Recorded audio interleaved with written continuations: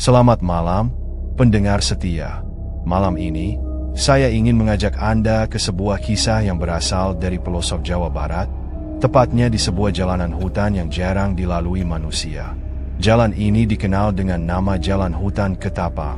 Sebuah jalan sempit yang dipenuhi oleh pohon-pohon ketapang besar yang menjulang tinggi, menciptakan bayangan gelap meskipun di siang hari. Kisah ini terjadi pada tahun 2015, saat seorang sopir truk bernama Randy mendapat tugas untuk mengantarkan barang ke sebuah desa terpencil di balik hutan itu. Perjalanan dimulai sore hari, namun karena keterlambatan di tempat muat, ia baru bisa berangkat saat matahari hampir terbenam. "Mas, kalau lewat hutan Ketapang malam-malam, hati-hati. Ya, jalanannya sepi, tapi bukan berarti nggak ada yang memperhatikan," ujar salah satu petugas di tempat muat sambil tersenyum aneh. Randy hanya tertawa kecil. "Ah, Pak, jangan nakut-nakutin. Saya udah sering kok lewat jalanan hutan." Namun, petugas itu tidak menjawab. Hanya menepuk pundak Randy pelan sebelum berlalu pergi. Pukul 8 malam, Randy sudah berada di tengah perjalanan menuju hutan Ketapang. Jalan menuju ke sana gelap gulita, tanpa penerangan sama sekali. Lampu truk yang terang benderang menjadi satu-satunya sumber cahaya. Di kiri kanan jalan, hanya ada pepohonan tinggi dan semak belukar yang seolah menutupi pandangannya. Randy tidak merasa takut. Ia sudah terbiasa melakukan perjalanan malam. Tapi, ada sesuatu yang berbeda malam itu. Udara terasa lebih dingin dari biasanya, dan keheningan hutan terasa mencekam. Bahkan suara jangkrik dan binatang malam lainnya terdengar sangat jauh, seolah-olah mereka menghindari sesuatu. Saat truknya melintasi tikungan tajam, Randy melihat sesuatu di tengah jalan. Ia mengerem mendadak, nyaris membuat tubuhnya terlempar ke depan. Di sana, berdiri seorang wanita. Wanita itu mengenakan kebaya putih dengan kain panjang yang menjuntai hingga menyentuh tanah. Rambutnya terurai panjang, menutupi sebagian wajahnya. Ia berdiri membelakangi truk, diam tanpa bergerak sedikit pun. Randy membuka kaca jendela truknya sedikit. "Mbak, hati-hati di jalan. Mau kemana malam-malam begini?" Tidak ada jawaban. Wanita itu tetap berdiri membelakanginya, tidak bergerak sama sekali. Randy mulai merasa tidak nyaman. "Mbak, kalau nggak ada urusan, saya mau lewat," katanya, kali ini dengan nada lebih tegas. Perlahan, wanita itu mulai berbalik. Randy terpaku saat melihat wajahnya.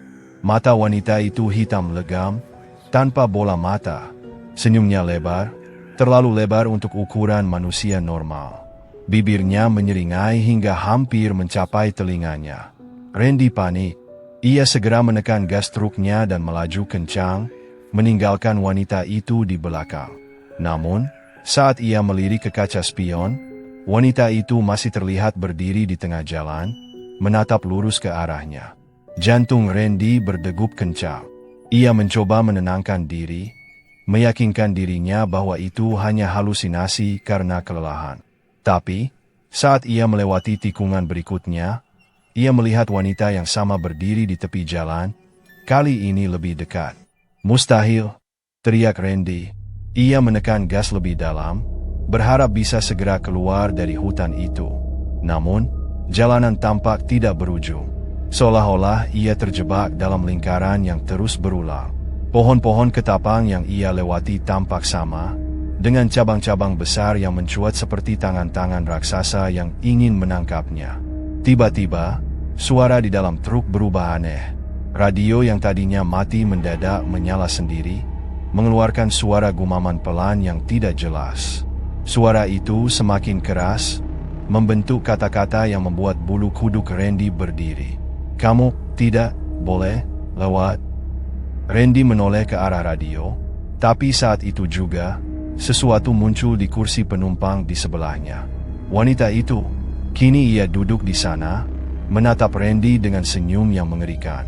Randy membanting setir, membuat truk hampir terguling. Wanita itu tertawa pelan, suara tawanya menggema di seluruh kabin truk. Dengan napas terengah-engah, Randy berusaha fokus pada jalan di depannya. Tapi wanita itu tidak hilang. Ia terus berada di sana, kadang di kursi penumpang, kadang di kaca spion, kadang berdiri di tengah jalan.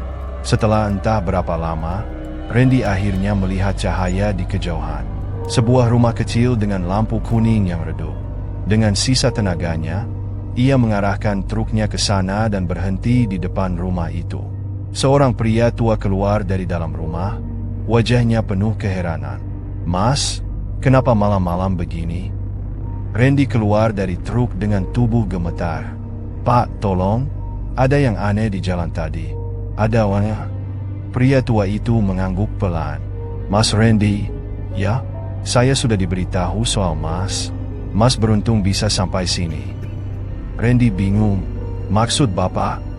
Pria itu menghela napas. Banyak sopir yang tidak pernah berhasil keluar dari hutan ini.